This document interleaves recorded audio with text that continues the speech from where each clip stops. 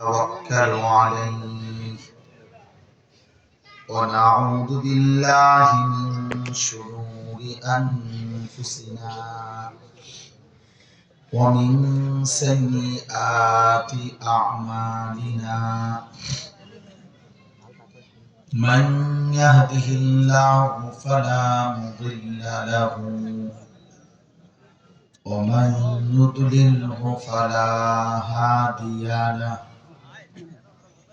ونشهد أن لا إله إلا الله وحده لا شريك له ونشهد أن سيدنا وحبيبنا ومولانا محمدا عبده ورسوله أما بعد فأعوذ بالله من الشيطان الرجيم بسم الله الرحمن الرحيم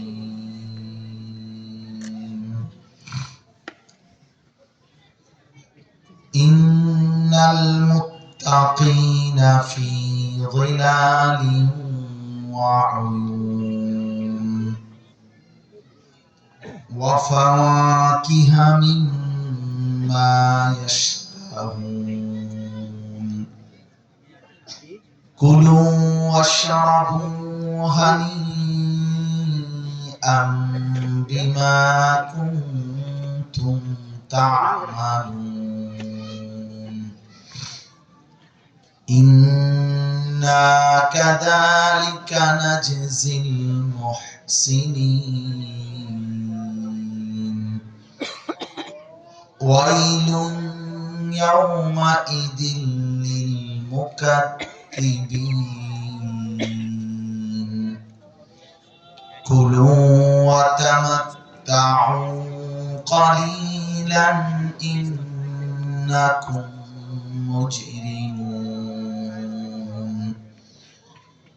ويل يومئذ للمكذبين وإذا قيل لهم اركعوا لا يركعون ويل يومئذ للمكذبين فبأي حديث بعده يؤمنون صدق الله مولانا العظيم وقال نبينا صلى الله عليه وسلم إن الدنيا حلوة خضرة وإن الله مستخلفكم فيها فينظر كيف تعملون فاتقوا الدنيا واتقوا النساء فإن أول فتنة بني إسرائيل كانت في النساء اللهم صل على محمد وعلى آل محمد كما صليت على إبراهيم وعلى آل إبراهيم إنك حميد مجيد اللهم بارك على محمد وعلى آل محمد كما باركت على إبراهيم وعلى آل إبراهيم إنك حميد مجيد سبحانك لا علم لنا إلا ما علمتنا إنك أنت العليم الحكيم الحمد لله আল্লাহ পাক রব্বুল ইজ্জত জুল জালাল ওয়াল ইকরামের ফজল কারাম, রব্বুল আলামিনের অপরিসীম ইহসান, মেহেরবানি, দয়া, আল্লাহ তাআলা আমাদেরকে আজ 6 ডিসেম্বর 2024 রোজ জুমাবার শরীয়তপুর জেলা নড়িয়া উপজেলাধীন চর আত্রা খাসকান্দি আত-তাকওয়া ইসলামী যুব সংগঠনের উদ্যোগে আজকের এই মুতাবাররাক ওয়াজ মাহফিলে আল্লাহ তাআলাই আমাদেরকে আসবার বসবার আল্লাহর জন্যই জমা হওয়ার তৌফিক দান করেছেন। এজন্য আমরা সকলেই বলি আলহামদুলিল্লাহ। আলহামদুলিল্লাহ। তোমরা যারা ভাই নওজোয়ান আছো এই ডান দিকে এবং ওদিকে, মেহেরবানি করে তোমরা ভিতরে এসে বসো। কোরআন এবং সুন্নাহর কথা, আল্লাহর কথা বসে শোনা এটা আদব, এটা বসে শোনা আদব। জুতা ছাড়া, জুতা পরিহিত না হয়ে জুতা খুলে বসা। কোরআন শরীফে আছে হযরত মুসা আলাইহিস সালামকে আল্লাহ তাআলা যখন সর্বপ্রথম যখন তুর পাহাড়ের টিলায় মুসা আলাইহিস সালামের সাথে প্রথম যেদিন কথা শুরু করছেন, সেদিন কোরআনে আছে স্পষ্ট আল্লাহ তাআলা মুসা নবীকে প্রথম বলছেন ইন্নী আনা রাব্বুক, আমি তোমার রব, ফাখলা'না আলাইক, তোমার জুতা খুলে ফেলো। এই যে ফাখলা'না আলাইক, তোমার দুইটা জুতা খুলে ফেলো। কেন জুতা খুলতে বললেন? তখন অবস্থাটা ছিল প্রচন্ড ঠান্ডা। হযরত মুসা আলাইহিস সালাম এবং তার স্ত্রী ঠান্ডায় কাঁপতেছিলেন, প্রচন্ড ঠান্ডা ছিল, নিচে বরফের মতো। মুসা আলাইহিস সালাম একটু আগুনের আশায় ওখানে আসছিলেন, একটা গাছের মধ্যে ভাবছিলেন আগুন জ্বলতেছে, তো ভাবছিলেন একটু আগুন নিয়ে আগুনের মধ্যে যদি শেক দেয় তাহলে গরমটা একটু কম, ঠান্ডাটা কমবে। তাহলে এতটা প্রচন্ড ঠান্ডা, আমি টুকু মোটরসাইকেল দিয়ে আসছি, আমার ঠান্ডা লাগতেছে।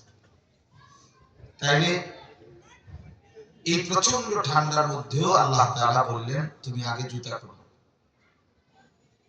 কেন? আনা আখতারতুকা, এর পরের আয়াতে আছে আমি তোমাকে নির্বাচিত করেছি, বাছাই করেছি। ফাসতামি' লিমা ইউহা, অতএব তুমি মনোযোগ দিয়ে কান লাগিয়ে আমার ওহী, আমার কথা শুনো। তো এখান থেকে মুফাসসিরিনে কেরাম বলেন, উলামায়ে কেরাম, এই আল্লাহর কথা জুতা খুলে শুনতে হয়, এটা আদব। এজন্য তোমরা যদি না বসতে রাজি তাহলে চলে যাও, মেহেরবানি করে চলে যাও। যে বসতে রাজি না আপনি চলে গেলে ভালো হয়, বাইরে চলে গেলে ওই বাইরে ঘুরে বুট আছে, বাদাম আছে, একটা কিছু কিনা খাইলে কাজে দিবে।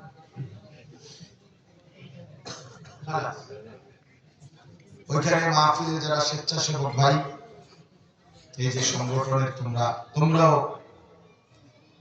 দাঁড়ানো মানুষকে বসানোর চেষ্টা, চোখের সামনে যেটুকু প্যান্ডেল, এখানে যেন কেউ না দাঁড়ায়, ও দূরে কেউ দাঁড়াক, মানে ঠ্যাঙালি দিয়ে লাফাক, এটা আমার সমস্যা। কিন্তু এটা আদব। কিছু মানুষের মধ্যে কোনোভাবেই মানে শুনতে রাজি, তো নগদ আমল করতে রাজি, এটা আসলে বদ অভ্যাস। আমি যদি কথাটা গ্রহণই না করলাম তো আমি কিতাব শুনলাম। মনে করেন আমি একজন আলেম, এখন 1 ঘন্টা কথা বলবো, আল্লাহ দয়া করলেন, তা আপনি আমার প্রথম কথাটাই শুনলেন, আপনি যে সামনের কথা কি শুনবেন সেটা বোঝা যায় না। জি, কথা বলেন কি? তো বুঝে গেল যে আমি কি ধরনের মানুষ। এই হলো গুরুত্বপূর্ণ বিষয়। হাদিসের মধ্যে আছে রাসূলুল্লাহ সাল্লাল্লাহু আলাইহি ওয়াসাল্লাম সাহাবা কেরামের মাঝে এরকম একদিন বয়ান করতেছিলেন, একেবারে স্পষ্ট হাদিস। তো সামনে যে কয়েকজন মানুষ বরাবর পিছনে দাঁড়ানো কয়েকজন ছিল, নবী সাল্লাল্লাহু আলাইহি ওয়াসাল্লাম ওনাদেরকে বলেন ইজলিসু, তোমরা বসে পড়ো। তো একজন সাহাবী হযরত আব্দুল্লাহ ইবনে মাসউদ রাদিয়াল্লাহু তাআলা আনহু, বিখ্যাত সাহাবী, সাহাবীদের মধ্যে সবচেয়ে প্রসিদ্ধ যারা এর মধ্যে উনি একজন। এই আব্দুল্লাহ ইবনে মাসউদ তখন আসতেছিল, মনে করেন ওই যে মাদ্রাসাটা যেখানে আছে বা মসজিদটা, ওইখানে এই অবস্থায় উনি শুনছেন যে নবীজি বলছে বসে পড়। তো নবীজি মূলত বলছে চোখের সামনে যে লোকগুলো এগুলো ওইখানকার মানুষকে বসতে বলে, কিন্তু উনি হাদিসে স্পষ্ট আছে যে উনি ওইখানেই বসে পড়ছেন। সুবহানাল্লাহ। এক কদম সামনে বাড়ানো, এক কদম বলছে তো এখনই শুনো। এটা ইসলাম, এটা রাসূলুল্লাহ সাল্লাল্লাহু আলাইহি ওয়াসাল্লাম সাহাবায়ে কেরামের অনুসরণ এরকমটা ছিল। এক সাহাবী ওনার বাড়ির মধ্যে একটা গম্বুজের মতো নতুন বাড়ি বানাচ্ছে, আর একটা গম্বুজের মতো কিছু একটা বানাইছে। তো নবী সাল্লাল্লাহু আলাইহি ওয়াসাল্লাম সাহাবায়ে কেরামের দিকে সাথে নিয়ে দিক দিয়ে কোথাও যাচ্ছিলেন, হঠাৎ নবীজির নজর পড়ছে ওটার দিকে। তো জিজ্ঞাসা করলেন এটা কার? তো অন্যান্যরা জিজ্ঞাসা করলো ইয়া রাসূলুল্লাহ অমুক সাহাবী। আর এটা জিজ্ঞাসা করছেন নবীজি, মানে চেহারায় এমন একটা ভাব বুঝেছে এটা সে বানাইতে পারলো, আর কিছু বলেন, শুধু তাকাইছে। সাহাবীরা সাথে ওনারা দেখছে যে নবীজির চেহারাটা গুসা হয়েছে, এটা দেখা জালগা এই গম্বুজটা বানাইলো কেন? তো ওই সাহাবীরা পরে ওনারে বলছে যে তোমার বাড়িটার দিকে নবীজি তাকাইছে এবং তোমার ওই উঁচা গম্বুজের মতো এটা দেখা নবী সাল্লাল্লাহু আলাইহি ওয়াসাল্লামের চেহারা বিরক্তি এবং অসন্তুষ্টির চিহ্ন বোঝা গেছে। নবীজি অসন্তুষ্ট হয়েছে, কিছু বলে না, কিন্তু জিজ্ঞাসা করছে সে করলো এটা। তো ওই সাহাবীর সাথে সাথে ওটা ভেঙে ফেলছে, ভেঙে ফেলছে। আর 1 মিনিটও দেরি করে আবার ভাঙ্গিয়া এসে বলেও নাই নবীজির কাছে ইয়া রাসূলুল্লাহ আমি ভাঙ্গিয়া ফেলছি, না বলে না কিছু, যেমন একটা আমি ভাঙ্গিয়া ফেলছি। কারণ বুঝছে যে নবীজি সাল্লাল্লাহু আলাইহি ওয়াসাল্লামের চেহারায় অসন্তুষ্ট। এই জন্য বাপ ছেলেদেরকেও বলি এটা একটা গুরুত্বপূর্ণ বিষয়। কোরআন শরীফে আছে ফালা ওয়া রাব্বিকা লা ইউমিনুনা হাত্তা ইউহাক্কিমুকা ফীমা শাজারা বাইনাহুম। আল্লাহ তাআলা বলেন নবী আমি আল্লাহ কসম করে বলতেছি, আল্লাহ নিজের কসম করে বলছে, যদি আপনার ফয়সালা মেনে না নেয়, আপনার সিদ্ধান্তের ব্যতিক্রম কিছু বলে কোন ইমানদার, আমি আল্লাহ বললাম লা ইউমিনুন, সে কোন অবস্থাতেই ইমানদার থাকবে না, সে আর ইমানদার হবে আপনার কোন ফয়সালা হাত্তা ইউহাক্কিমুকা ফীমা শাজারা বাইনাহুম, নিজেদের মধ্যে যেই কোনো বিষয়ে যদি আপনাকে ফয়সালা না মানে, আপনি রাসূলের সিদ্ধান্ত যদি না মানে, তা আমি আল্লাহ কসম করে বললাম সে বেঈমান। নাউযুবিল্লাহ। বেঈমান। আরো সাংঘাতিক কথা আছে, ওয়ালা ইয়াজিদু ফি আনফুসিহিম হারাজাম মিম্মা কাদাইতা ইউসাল্লিমু তাসলিমা। শুধু অস্বীকার করা না, মানে না এটা না, অন্তরের মধ্যেও যদি কিছু ভিন্ন কিছু লালন করে, মনে করেন এমনি কিছু বলছে না সামনাসামনি, আচ্ছা যাক নবীজি যখন কইছে আর কি করব, হ্যাঁ ওনার আমার কোনো কথা থেকে আর কইলাম না, আচ্ছা যাক, মানে ভিতরে ভিতরে কি অসন্তুষ্টি, সামনে হয়তো কি করে না কিছু বলে না, প্রতিবাদ করে না। আল্লাহ তাআলা বলছে যদি এমনও হয় সেও বেঈমান। দিলের মধ্যেও যদি কোন রকম আপনার ফয়সালার ব্যতিক্রম পোষণ করে অন্তরের ভিতরে, তাহলেও সে বেঈমান। তাহলে কি করতে হবে? ওয়াসাল্লিমু তাসলিমা, একেবারে শতভাগ নিঃশর্ত আপনার আনুগত্য করতে হবে, যে কোনো ইশকাল নাই, কোনো সে নাই, কোনো কথা নাই, কোনো যুক্তি নাই। মা আতাকুমুর রাসূলু ফাখুযুহু ওয়া মা নাহাকুম আনহু ফান্তাহু।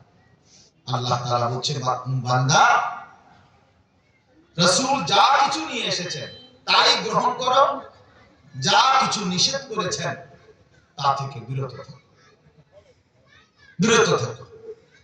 এটা আল্লাহ তাআলার হুকুম, কোরআনের আয়াত। যেন অনেক বয়স্ক বাবা আছেন, নওজোয়ান সাথী, যে ইসলাম এতটা সহজ না যে তুমি বিনা মেহনতে এমনি এমনি বেহেশতে চলে যাবে, এমন না।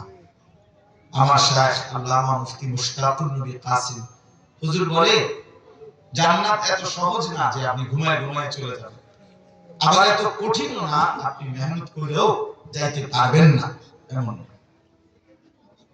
আপনি কষ্ট করেও যাইতে পারতেন না, যে জীবনভর আমল করছেন, হুকুম মানছেন, তারপরেও বেহেশতে যাইতে পারবেন না, এমন কঠিন নয়। আবার কোনো মেহনত নাই, আপনি এমনি বিড়ি খাইতে খাইতে, বন খাইতে খাইতে, সাধুয়ানি গপ মারতে মারতে, হ্যাঁ, বাটপারি সিটারি করতে করতে আপনি বেহেশতে চলে যাবেন না। বেহেশত এত মামুল বাড়ি, এটা এত মামুল বাড়ি। তাহলে বিষয়টা একদম সহজ না যে বিনা চেষ্টায় চলে যাবেন। আখিরাত এত কঠিন না আবার চেষ্টা করে পাবেন না, এমন না। এই জন্য এই ওয়াজ মাহফিল গুলোর মূল মাকসাদ এটা। শুধুমাত্র একটা নিয়ম সর্বস্ব মাহফিল না। আমরা অনেক সময় মনে করি আর 10 জনের আয়োজন করছে, তো আমরাও একটা আয়োজন করলাম, 2-4 জন বক্তা আনলাম, তালাশ করে দেখলাম কারে দাওয়াত দিলে কিছু লোক হবে, লোক হয়েছে, তারা মাহফিলের লোক হয়েছে, কামিয়াব। কোরআন শরীফে রাসূলুল্লাহ সাল্লাল্লাহু আলাইহি ওয়াসাল্লামের সুন্নাহ কোথাও এই কথা নাই যে কামিয়াবির জন্য এটাই কথা যে কোন মানুষ সফল, কোন আয়োজন সফল, যে লোক হইছে এটা কামিয়াব নাকি? কথা বলেন না। এখানে অনেক আলেম আছে, স্টেজ ভরা ওলামা, আমাদের জিজ্ঞাসা করে একজনের বল কামিয়াবির জন্য সংখ্যা এটা বিষয়, আল্লাহ গ্রহণ করা এটা বিষয়। লোক তো ছিল 1 কোটি, কিন্তু মালিক গ্রহণ করলো। লোক তো ছিল 1 জন, কিন্তু আল্লাহ গ্রহণ করলেন। তো দেখার বিষয় হলো আল্লাহ তাআলা গ্রহণ করলেন, আল্লাহর জন্য হলো কিনা। ওমা উমিরু ইল্লা লিয়াবুদুল্লাহ মুখলিসিনা লাহুদ্দিন হুনাফা।